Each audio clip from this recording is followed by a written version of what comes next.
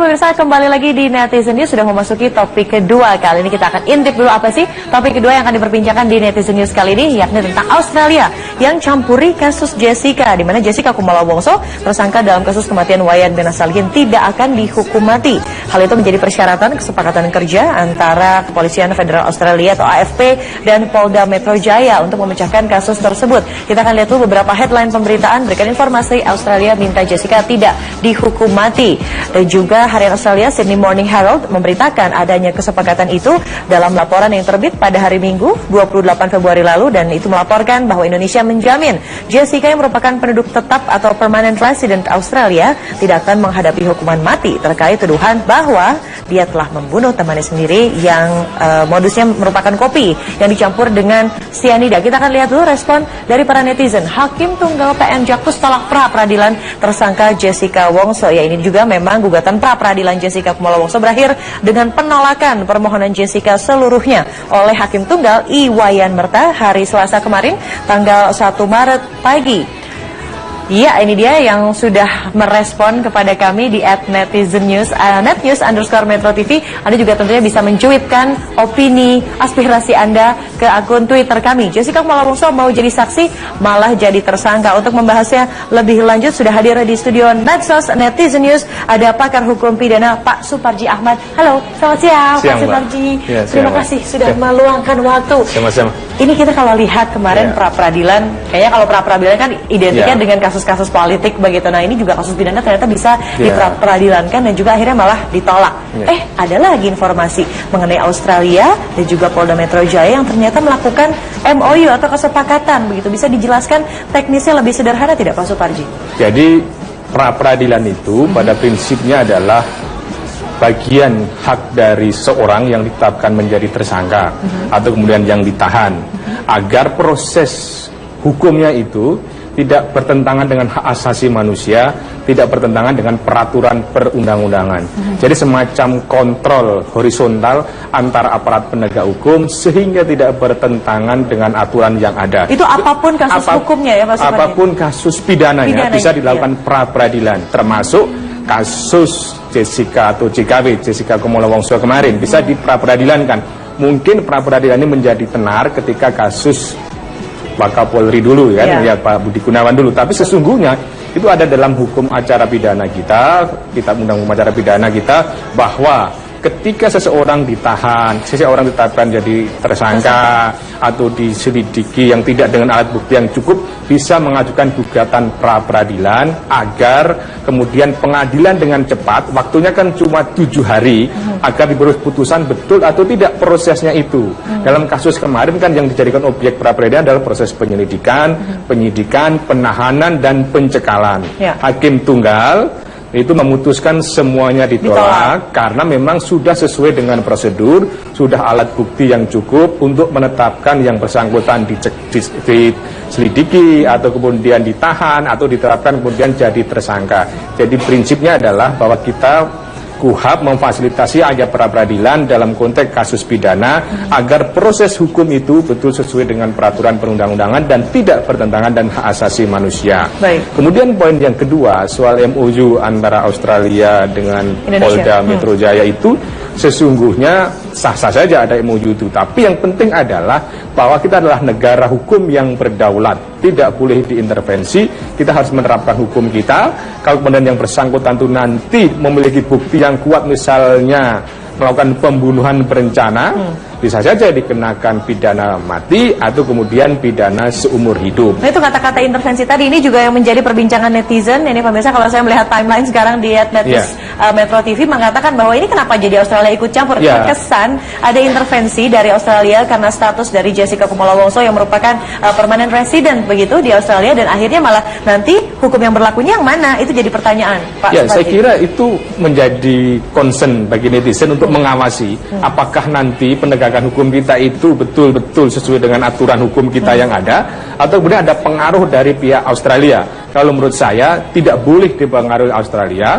tidak boleh ada intervensi, tidak boleh ada syarat apapun dalam proses kerjasama itu, apalagi bertentangan dengan kedaulatan hukum kita. Nah, salah satu syaratnya tadi adalah tidak menghukum mati misalnya, karena saya kira itu mestinya tidak bisa, karena itu akan berarti akan bertentangan dengan KUHP kita, karena KUHP kita kalau seandainya terbukti ada pembunuhan berencana, ya maka bisa dihukum mati atau bisa dihukum seumur hidup. Jadi Anda mengatakan dengan kata lain, maksudnya ini merupakan sudah bentuk intervensi? Menurut saya tidak bisa layaknya dikatakan ada bagian dari intervensi atau bahkan akan bertentangan dengan Kitab Undang Hukum Pidana dalam konteks bagaimana sanksi kepada seseorang yang terbukti melakukan pembunuhan berencana. Jadi ini menurut saya bagian dari kontrol kita kepada penegak hukum, apakah polisi, jaksa, atau hakim nanti harus menegakkan kedaulatan hukum kita, kedaulatan aturan main kita, jangan sampai dipengaruhi negara lain, meskipun kemudian bahwa itu dia permanen residen atau apa, tetapi kan sesungguhnya dia melakukan kejahatan di sini. Sekali lagi, korbannya ada di sini. Tetapi juga yang penting adalah melihat kasus ini, memang polisi, kejaksaan memiliki pekerjaan yang sangat besar untuk membuktikan sebetulnya apakah memang Jessica ini pelaku tunggalnya atau sebetulnya dia tidak melakukan itu sebagaimana yang dituduhkan dia. Jadi menurut saya menjadi pekerjaan besar di pengadilan nanti, jangan sampai kemudian nanti menghukum orang yang tidak bersalah. Menghukum orang yang tanpa alat bukti, dan kemudian hukumlah memang betul kalau memang itu ada bukti yang cukup dan memang dia pelakunya. Itu pekerjaan besarnya. Tapi Pak Suparji, ini asing di telinga saya juga mungkin bagi para netizen bahwa ada ya kesepakatan antara institusi kepolisian untuk berjanji, ada syarat begitu, ada MOU bahwa tidak akan dihukum mati. Track record sebelumnya pernah tidak ada kasus yang serupa dengan ini dan akhirnya dilakukan kesepakatan seperti itu. Saya kira kalau perjanjian timbal balik pidana antar negara disahkan dalam ratifikasi suatu undang-undang ada. Tetapi kalau kemudian menyangkut teknis, menyangkut satu kasus tertentu, saya kira memang belum ada bahkan contoh ya. Apalagi kemudian saya akan membantu, kemudian jangan sampai nanti dihukum yang bersangkutan hukuman mati. Nah itu kan saya kira tidak tepat kalau dalam konteks penegakan hukum atau menegakkan kedaulatan hukum kita. Jadi ini bagaimana kita nanti netizen ini mengawal semua kedaulatan hukum kita, karena kita memang harus menegakkan itu. Jangan sampai kemudian nanti bisa saja orang terdakwa tertentu bisa pesan ke negara lain supaya mengintervensi, nanti bisa bahaya proses penegakan hukum kita. Jadi terinspirasi lagi begitu dengan kasus. Menjadi hukum kita tidak independen, tidak mandiri, tidak profesional kan itu. Tetapi memang bukan berarti secara otomatis Jessica ini adalah salah. Baik. Karena kita harus menggunakan praduga tidak bersalah. Dan pra-peradilan kemarin itu belum menyangkut pokok perkaranya, hanya menyangkut soal hukum acara pidananya dilaksanakan atau tidak. Soal nanti dia terbukti bersalah atau tidak, itulah nanti di pengadilan. Baik, kita akan kawal ya. Kita akan kawal. Netizen yang penting adalah hukumlah seberat-beratnya kalau memang terbukti bersalah. Tetapi kalau memang tidak bersalah, carilah sebetulnya pelaku utamanya, dan kemudian yang penting lagi tegakkan hukum sebagai hukum yang berdaulat di Indonesia, jangan mudah diintervensi negara lain. Baik, terima kasih Pak Suparji atas pemaparannya yang sangat sederhana, dan akhirnya orang yang awam hukum seperti saya akhirnya lebih mengerti. Terima kasih Pak Suparji, dan pemirsa Netizen News masih akan kembali selepas informasi-informasi terkini yang sudah kami rangkum dalam Headline News pukul 12 waktu. Pemirsa, gempa kuat mengguncang Kepulauan Mentawai Rabu malam ini. Gempa besar itu berpotensi tsunami, namun beberapa saat kemudian Badan Meteorologi, Klimatologi, dan Geofisika atau BMKG mencabut peringatan tsunami tersebut. Gempa terjadi sekitar pukul 19:49 waktu Indonesia Barat. Guncangan gempa terasa hingga Kota Padang, Sumatera Barat. Akibat guncangan gempa ini, warga langsung berhamburan keluar rumah untuk menyelamatkan diri. Warga masih bertahan di luar rumah dan juga di tempat-tempat aman yang lokasinya tidak terkena dampak gempa. Hingga berita ini ditayangkan, belum ada kepastian terkait jatuhnya korban maupun kerusakan bangunan akibat gempa ini.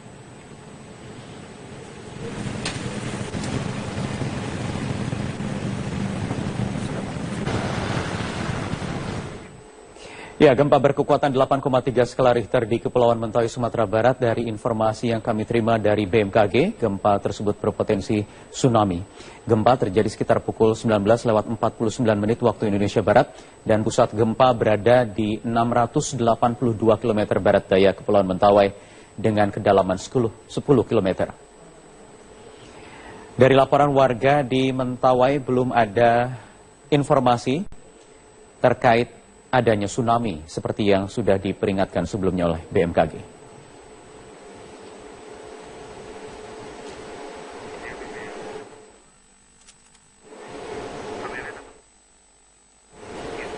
Untuk mengetahui perkembangan terbaru terkait gempa di Kepulauan Mentawai, kita akan bergabung dengan Kepala Bidang Mitigasi dan Tsunami Badan Meteorologi, Klimatologi dan Geofisika atau BMKG, Daryono. Selamat malam Pak Daryono. Selamat malam Pak. Pak Daryono, bisa kami informasi tepatnya 8,3 skala Richter atau 7,8 skala Richter? Terima kasih. Magnitudo gempa bumi ini setelah kita update itu 7,8, kedalamannya 10 km. Namun demikian, mekanisme sumber gempa bumi ini berupa patahan mendatar. Secara konseptual, patahan mendatar ini tidak akan memicu tsunami. Tsunami akan terjadi jika patahan yang terbentuk akibat gempa bumi ini berupa patahan vertikal. Apakah itu patahan naik atau turun. Dan hingga saat ini kita sudah belum mendapatkan laporan terkait dengan adanya tsunami yang terjadi di pesisir barat Sumatera. Ya, apakah Tapi kita masih menunggu konfirmasi dari peralatan kami, yaitu Tsunami Guide, untuk memantau pasang surut air laut yang terjadi. Apakah dengan demikian artinya memang peringatan tsunami itu dicabut, Pak Daryono? BMKG sebenarnya tidak memiliki istilah dicabut, tetapi peringatan itu diakhiri. Tapi setengah jam lagi, sekitar 1 jam lagi, kita akan akhiri peringatan ini. Sekitar 1,5 jam lagi dari sekarang? 1 jam lagi kita akhiri. 1 jam lagi dari sekarang akan diakhiri peringatan tsunami ini. Baik, sekali lagi saya koreksi. Saya koreksi sekali lagi, bukan 8,3 skala Richter, tapi 7,8 skala Richter ya? Lebih kecil setelah kita update analisis. Wilayah mana saja yang terdampak akibat getaran gempa ini? Hampir seluruh wilayah Bengkulu, Sumatera Barat, itu terdampak getaran. Sumatera Barat, apakah juga Sumatera Utara juga termasuk Pak? Karena kami baca di akun Twitter di BMKG, ada Sumatera Barat, Sumatera Utara, Aceh, Bengkulu dan juga Lampung. Iya, tapi paling besar dampaknya adalah Sumatera Barat. Ini karena jaraknya juga memang jauh Pak, sekitar 682 km barat daya Mentawai. Di sebelah timur zona 9T Strait, jadi cukup jauh Pak. Bukan di zona megatrust, bukan di zona tumpukan lempeng. Bukan di zona tumpukan lempeng, ada lempeng megatrust Sunda itu Pak? Bukan di situ ya? Bukan di situ Pak. Bukan di situ? Bukan di situ. Yang kita khawatirkan adalah peristiwa itu ada di zona megatrust itu. Namun demikian, analisis kami menunjukkan bahwa pusat gempa jauh ada di 682 barat daya Mentawai. Artinya memang dampak getarannya atau mungkin ada gempa susulan seperti yang biasa terjadi, itu perkiraannya bagaimana Pak? Karena ini juga untuk antisipasi warga yang berada di sekitar Sumatera Barat, khususnya di Kepulauan Mentawai. Baik, memang salah satu karakteristik gempa kuat itu pasti diikuti gempa susulan. Namun demikian, dari pantauan kami, gempa susulan yang terjadi kekuatannya makin kecil dan lebih di bawah dari gempa utamanya. Dan ini wajar karena memang terjadi proses kesetimbangan tektonik hingga normal kembali batuan di tempat terjadi deformasi gempa bumi itu, Pak. Baik, sekali lagi kami konfirmasi, kami tegaskan kembali untuk peringatan tsunami untuk saat ini masih berlaku dan akan dievaluasi atau ditinjau dalam 1 jam ke depan, begitu Pak ya? Betul. Jadi apa himbauan dari BMKG untuk warga yang berada di sekitaran di radius 682 km dari pusat gempa ini? Kami minta tetap masyarakat waspada di situ, meskipun dari potensi ini memang relatif kecil. Sebaik-baiknya menjauh dari zona pantai, karena memang ini peringatan dini tsunami belum diakhiri. Oke, jadi di seluruh kawasan pantai di Sumatera Barat, di bagian barat, terutama barat daya, untuk menjauhi itu lebih baik, karena memang kita belum mengakhiri peringatan dini yang kita keluarkan. Oke, baik, terima kasih Pak Daryono atas waktunya, Kepala Bidang Mitigasi dan Tsunami Badan Meteorologi Klimatologi. Sanksi kepada seseorang yang terbukti melakukan pembunuhan berencana. Jadi ini menurut saya bagian dari kontrol kita kepada penegak hukum, apakah polisi, jaksa, atau hakim nanti harus menegakkan kedaulatan hukum kita, kedaulatan aturan main kita, jangan sampai dipengaruhi negara lain, meskipun kemudian bahwa itu dia permanen presiden atau apa, tetapi kan sesungguhnya dia melakukan kejahatan di sini. Sekali lagi, korbannya ada di sini. Tetapi juga yang penting adalah melihat kasus ini, memang polisi, kejaksaan memiliki pekerjaan yang sangat besar untuk membuktikan sebetulnya apakah memang Jessica ini pelaku tunggalnya atau sebetulnya dia tidak melakukan itu sebagaimana yang dituduhkan dia. Jadi menurut saya menjadi pekerjaan besar di pengadilan nanti, jangan sampai kemudian nanti menghukum orang yang tidak bersalah. Menghukum orang yang tanpa alat bukti, dan kemudian hukumlah memang betul kalau memang itu ada bukti yang cukup dan memang dia pelakunya. Itu pekerjaan besarnya. Tapi Pak Suparji, ini asing di telinga saya juga mungkin bagi para netizen bahwa oh ada ya kesepakatan antara apa ya namanya institusi kepolisian untuk berjanji, ada syarat begitu, ada MOU bahwa tidak akan dihukum mati. Track record sebelumnya pernah tidak ada kasus yang serupa dengan ini dan akhirnya dilakukan kesepakatan seperti itu. Saya kira kalau perjanjian timbal balik pidana antar negara disahkan dalam ratifikasi suatu undang-undang ada. Tetapi kalau kemudian menyangkut teknis, menyangkut satu kasus tertentu, saya kira memang belum ada bahkan contoh ya. Apalagi kemudian saya akan membantu, kemudian jangan sampai nanti dihukum yang bersangkutan hukuman mati. Nah itu kan saya kira tidak tepat kalau dalam konteks penegakan hukum atau menegakkan kedaulatan hukum kita. Jadi ini bagaimana kita nanti netizen ini mengawal semua kedaulatan hukum kita, karena kita memang harus menegakkan itu. Jangan sampai kemudian nanti bisa saja orang terdakwa tertentu bisa pesan ke negara lain supaya mengintervensi, nanti bisa bahaya proses penegakan hukum kita. Jadi terinspirasi lagi begitu dengan kasus. Menjadi hukum itu tidak independen, tidak mandiri, tidak profesional kan itu. Tetapi memang bukan berarti secara otomatis Jessica ini adalah salah. Karena kita harus menggunakan praduga tidak bersalah. Dan pra-peradilan kemarin itu belum menyangkut pokok perkaranya, hanya menyangkut soal hukum acara pidananya dilaksanakan atau tidak. Soal nanti dia terbukti bersalah atau tidak, itulah nanti di pengadilan. Kita akan kawal kita akan kawal. Netizen yang penting adalah hukumlah seberat-beratnya kalau memang terbukti bersalah.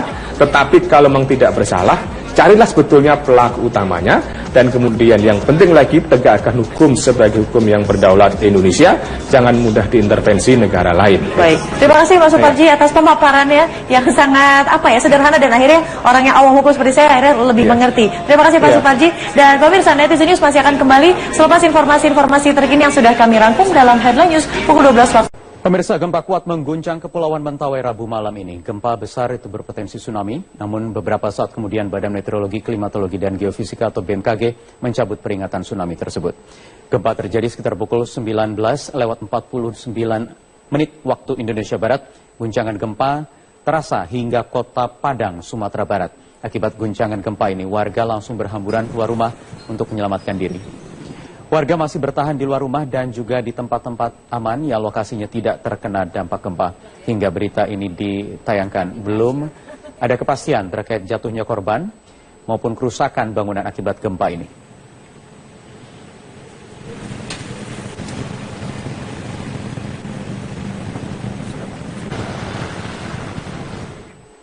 Ya, gempa berkekuatan 8,3 skala Richter di Kepulauan Mentawai, Sumatera Barat. Dari informasi yang kami terima dari BMKG, gempa tersebut berpotensi tsunami. Gempa terjadi sekitar pukul 19:49 waktu Indonesia Barat, dan pusat gempa berada di 682 km barat daya Kepulauan Mentawai dengan kedalaman 10 km. Dari laporan warga di Mentawai belum ada informasi terkait adanya tsunami seperti yang sudah diperingatkan sebelumnya oleh BMKG.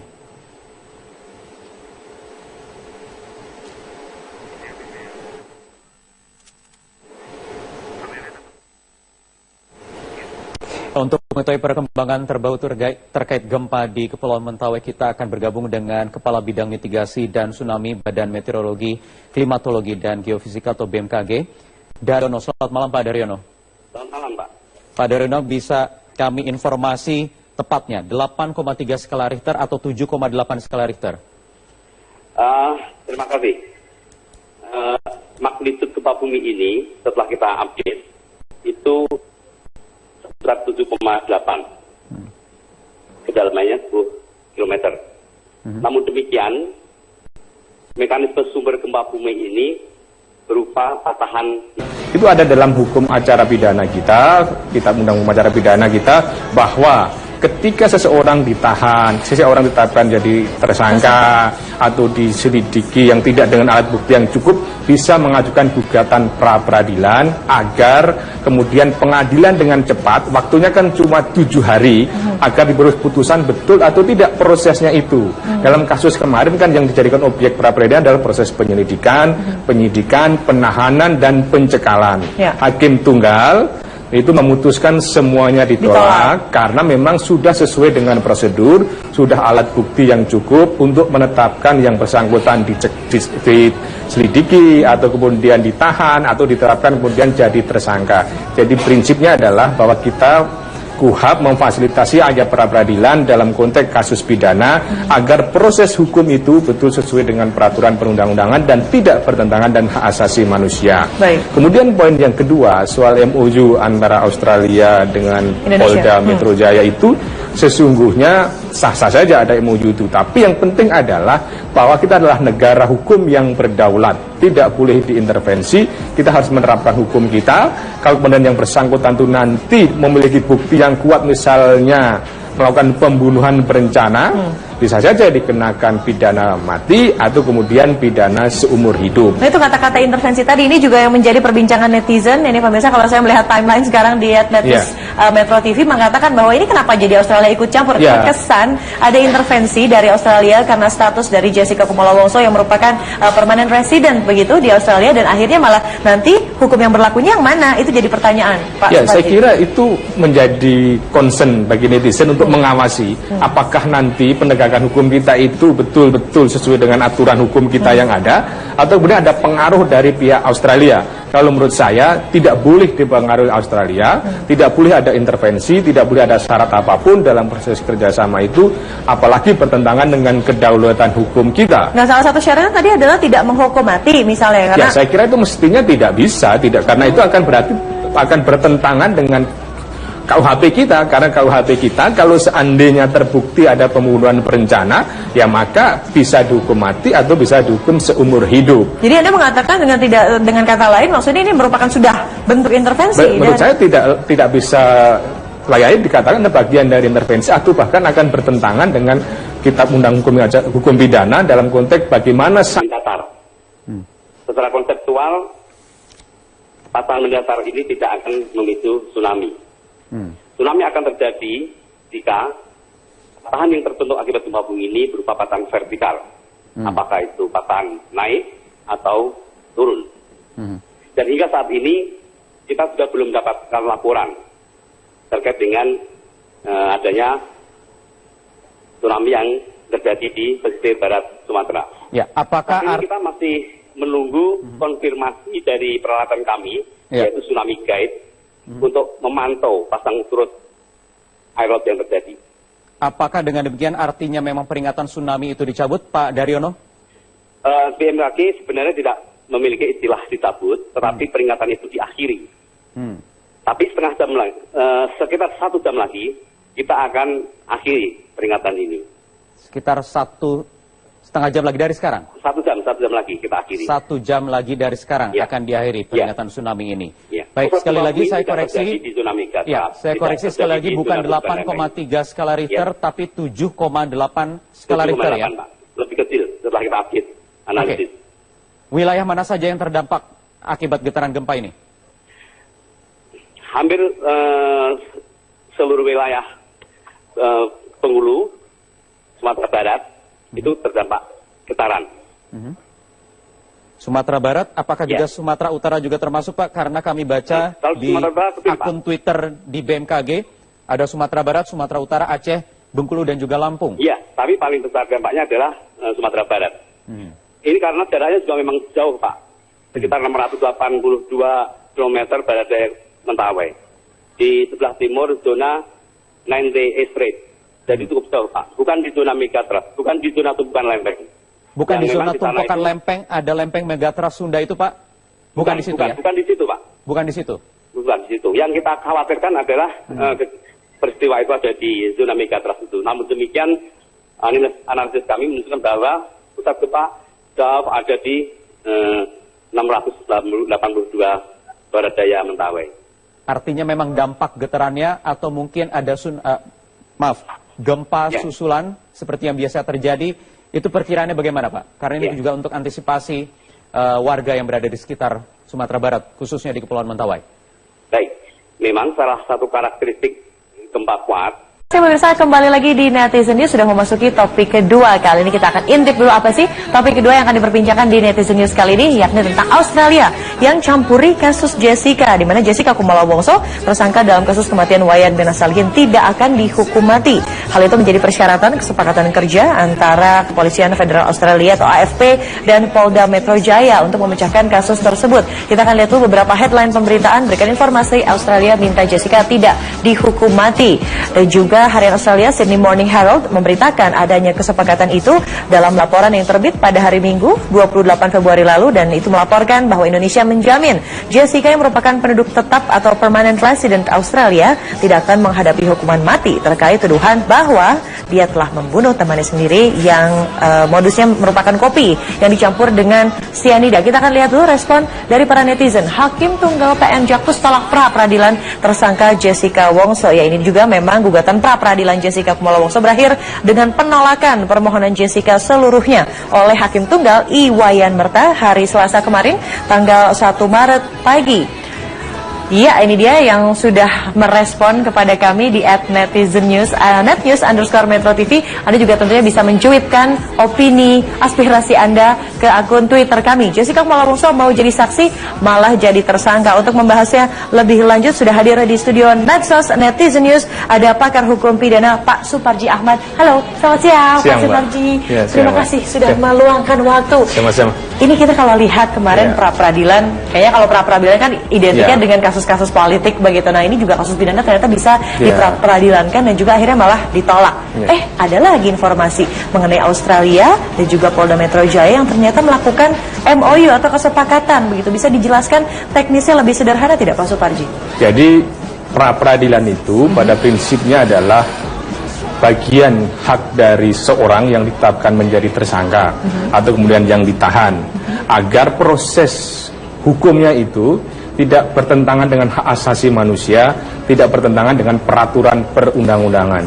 Jadi semacam kontrol horizontal antara aparat penegak hukum sehingga tidak bertentangan dengan aturan yang ada. Itu apapun kasus hukumnya ya Pak Suparji? Apapun kasus pidananya bisa dilakukan pra-peradilan, termasuk kasus Jessica atau JKW, Jessica Kumala Wongso kemarin, bisa dipra-peradilankan. Mungkin pra-peradilan ini menjadi tenar ketika kasus Wakapolri dulu kan, ya Pak Budi Gunawan dulu. Tapi sesungguhnya